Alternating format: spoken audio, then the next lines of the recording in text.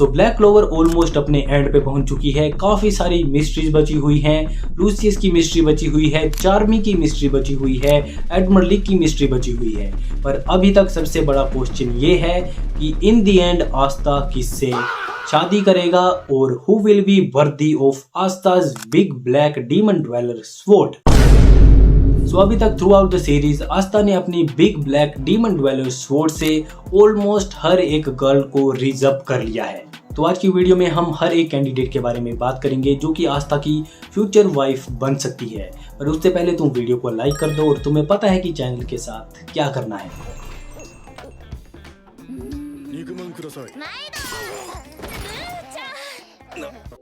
तो सबसे पहले ही हम उस गर्ल के बारे में बात कर लेते हैं जिसके पीछे आस्था बचपन से पड़ा हुआ था और उसका गोल ही यही था कि वो उससे शादी करेगा। और कहीं ना कहीं उसका जो विजल किंग बनने का रीज़न था वो था ताकि वो सिस्टर लिली से शादी कर पाए।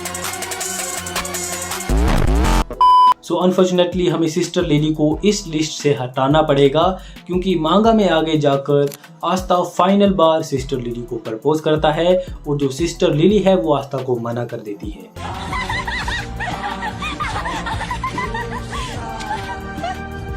और एक मैच्योर बॉय की तरह जो आस्था है वो भी इस डिसीजन को एक्सेप्ट कर लेता है। तो जो नेक्स्ट कैंडिडेट है वो है रिबेका। तो रिबेका एक लौती ऐसी कैरेक्टर है जो कि आस्था के साथ अभी तक डेट पे जा चुकी है और ये आस्था को किस भी कर चुकी है। और ये जो रिबेका है वो भी आस्था को पसंद करती है। पर इतनी सारी चीजें काफी नहीं है आस्था की बिग ब्लैक स्वॉर्ड के वर्दी होने के लिए। ये तो लेटेस्ट न्यूज़ है। सो अनफॉर्चुनेटली हमें ये जो रिबेका है उसे इस लिस्ट से हटाना पड़ेगा क्योंकि ये एक फिलर कैरेक्टर की तरह फील होती है और इसके ऑलमोस्ट 0% चांसेस हैं कि आस्था इससे शादी करेगा। तो जो थर्ड कंटेंडर है वो है 500 years old baddie narrow. Granny, come to me, Granny.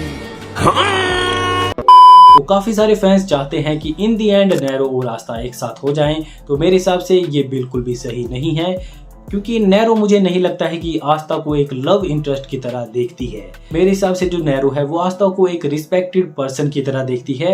उसका बस एक ही लव है जो कि है फर्स्ट विजर्ड किंग और जिसका जो ऑर्डर था कि वो नेक्स्ट जनरेशन को देखे तो वो बस देख रही है। आई डोंट थिंक नैरो और आस्था का हमें आगे कुछ भी देखने के लिए मिलेगा। तो इसके बाद जो नेक्स्ट कंटेंडर है वो है साइको सीली। तो मेरे हिसाब से अगर सीली और आस्था एक साथ एंड में आ जाते हैं तो वो तो इसकी चीर फाड़ करके उसके ऊपर एक्सपेरिमेंट कर लेगी। तो आस्था के बचने के चांस तो बहुत ज़्यादा कम है। सो अनफॉर्चुनेटली हमें सीली को भी इस लिस्ट से हटाना पड़ेगा क्योंकि अगर आस्था ने इसके साथ शादी कर ली तो वो तो पता नहीं आस्था के साथ कौन कौन से एक्सपेरिमेंट करेगी। तो गाइज इसके अलावा दो और कंटेंडर है जिन्हें मैंने इस लिस्ट में ऐड नहीं किया है। तो जो पहली है वो है हीनो किंगडम से ये वाली गर्ल जो कि साइको है सीली की तरह, पर इसकी पर्सनैलिटी चेंज होती है और आई थिंक शादी होने के बाद ये आस्था को नहीं छोड़ेगी। तो इसके अलावा एक और गर्ल है जो कि है अंडर वाटर टेम्पल से। तो मैंने इसे इस लिस्ट में इसलिए नहीं रखा है क्योंकि इसको पता लग गया था कि नोवेल भी आस्था को पसंद करती है और इसने इन दोनों के बीच में आना बंद कर दिया था। तो वैसे तो इसे भी आस्था की बिग ब्लैक स्वॉर्ड बहुत ज़्यादा पसंद आई थी पर आई थिंक ये जानती है कि वो डिजर्व नहीं करती है।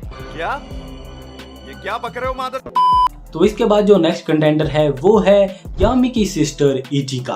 तो हीनो किंगडम में जाने के बाद आस्था ने इसको भी रिजर्व कर लिया और कहीं ना कहीं ये भी आस्था को पसंद करती है। तो अभी तक हमें सीरीज में आस्था और जो इचिका है दोनों के बीच में इतनी ज्यादा चीजें देखने के लिए नहीं मिली हैं। तो जो इचिका यामी है वो भी एक काफी बढ़िया कंटेंडर है, काफी ज्यादा बढ़िया भी है, इसकी पर्सनैलिटी भी काफी ज्यादा बढ़िया है।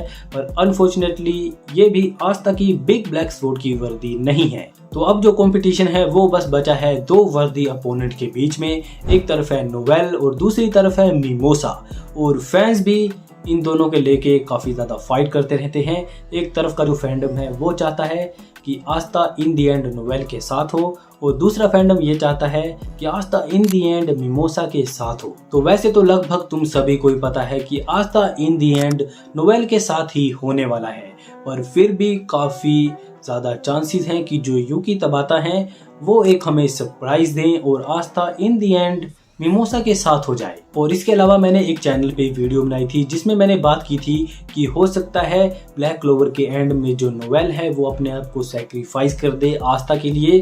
तो इस वीडियो को चेकआउट कर लेना। अगर ऐसा होता है तो जो आस्था है वो इन दी एंड होगा मिमोसा के साथ। पर अगर तुम इस बात को नोटिस करो कि जो यूकी तबाता है वो ब्लीच से काफ़ी ज़्यादा इंस्पायर्ड हैं। अगर ये देखा जाए तो जो इचिगो है वो इन दी एंड था तो ब्लीच के एंड में इचिगो की शादी हुई थी ओरिहिमे के साथ। अगर यूकी तबाता इस चीज़ से इंस्पायर्ड हैं तो हो सकता है इन दी एंड वो मिमोसा के साथ आस्था को रखें, क्योंकि ओरिहिमे और जो मिमोसा हैं वो दोनों काफ़ी ज़्यादा सिमिलर हैं। दोनों ही हीलिंग मैजिक का यूज़ करते हैं, दोनों के पास ही ऑरेंज हेयर हैं। तो अगर यूकी तबाता ऐसा करते हैं तो मुझे लगता है कि जो नोवेल के फ़ैन हैं उनको ये एंडिंग बिल्कुल भी पसंद नहीं आएगी। पर तुम्हें डरने की बात नहीं है, क्योंकि ज़्यादातर चांस अभी तक नोवेल के ही हैं। तो इन दी एंड वो वीडियो भी आ जाएगी जिसमें मैंने बात की है कि कैसे जो नोवेल है वो अपने आप को सेक्रीफाइस कर सकती है इन दी एंड। तो उसको चेकआउट कर लेना और आप कमेंट सेक्शन में ज़रूर बताना कि who is worthy of Aastha big black sword. तो गाइज मैं एक कंटेंडर के बारे में तो बात करना भूल ही गया जिसके बहुत सारे चांसेस हैं कि आस्था इन दी एंड उसके साथ हो, और वो है यूनो।